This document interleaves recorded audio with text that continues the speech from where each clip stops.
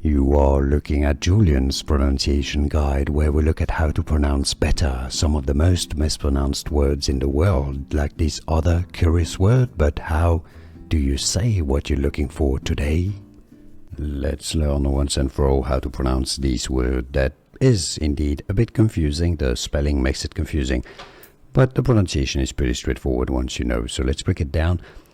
Particularly British pronunciation and American pronunciation are similar. Particularly. The stress is on the T syllable. Particularly. It's pretty straightforward once you know particularly, and now you know. Here are more videos on how to pronounce more confusing words and names too many mispronounced. Like this video if you found it useful. I appreciate your support. I'll see you soon and thanks for watching.